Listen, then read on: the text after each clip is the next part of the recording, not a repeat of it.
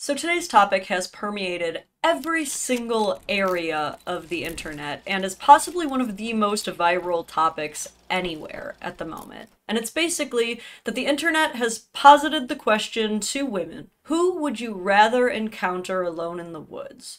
A random man or a random bear?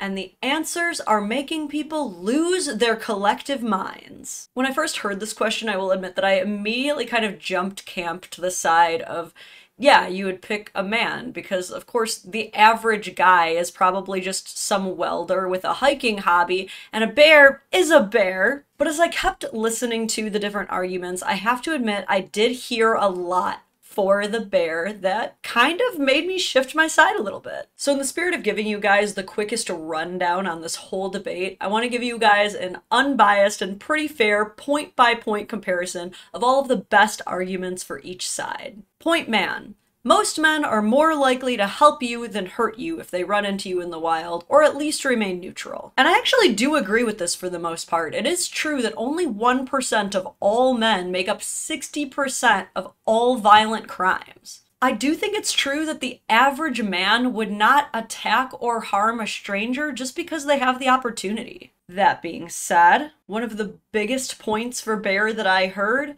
all a bear can do is kill you.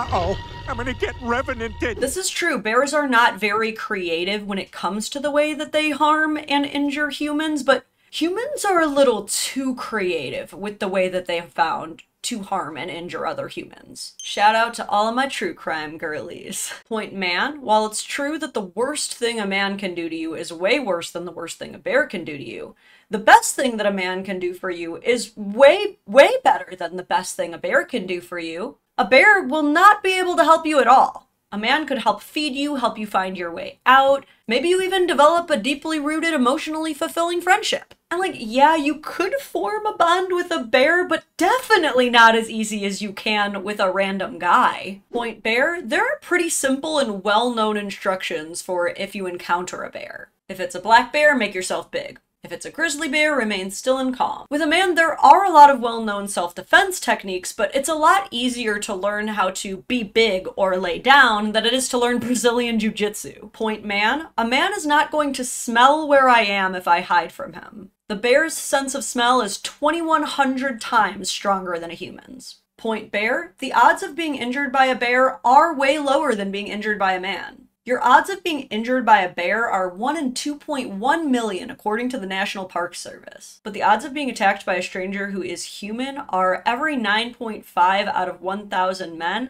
and every 4.7 out of 1,000 women. Even when you adjust for population size, it's still pretty clear that your odds of being attacked by a bear are a lot lower than being attacked by a stranger. All things considered, the point of this thought exercise isn't actually to find the right answer, it's to pause and reflect on the fact that women do see men as realistically comparable to bears, and that's something to think about. I think a lot of men are looking at this through the lens of, well, why would you pick a bear over me? What did I ever do to you? And they're not looking at it through a paternal lens. You would teach your daughter to avoid both a stranger and a bear in the middle of the woods. Plain and simple. I think it's wrong to mistreat all men just because some of them are terrible, but I also think it's wrong to suggest that men can't be as dangerous as bears, because absolutely they can. And honestly, that's sort of a compliment. And all things considered, I personally would still choose man. My personal reasons for this is that I have a lot more faith in my social diplomacy with men over bears, as well as a lot more faith in my self-defense training with men over bears. I think I have a lot better chance of outrunning a man than I do a bear, whose average running pace is 30 miles an hour. Also, I'm an extremely sweaty person, especially when I'm nervous, so I definitely think that a bear could find me faster than a man can. I feel like my personal reasons are pretty valid, but that has not stopped people from calling me stupid, ignorant, and even hoping that I get even more harmed by men than I already have been so that I can understand better just for having this simple, harmless opinion. It seems that for a lot of people, bear is the only correct answer, even though this is a hypothetical situation that has so many variables, or should I say variables, that there are infinite outcomes. Literally, until we develop some absolutely unhinged Fear Factor Hunger Games-esque show where we fly a bunch of ladies out to an island and then make them choose which cage will be released between a bear and some guy named Gerald, no one knows how it would end. It was pretty irritating to have my personal opinion attacked like that, and I've got to imagine that's exactly how all of the women who have picked bear are feeling when they're told that they're stupid, idiotic, or told they can't wait to smell the scent of their organs as a bear tears them limb from limb. Yes, I have seen men say that to women. I think the biggest takeaway from this for men should be that whether you like it or not, women do find you as scary or scarier than a bear, and that is just something you have to accept and adapt to.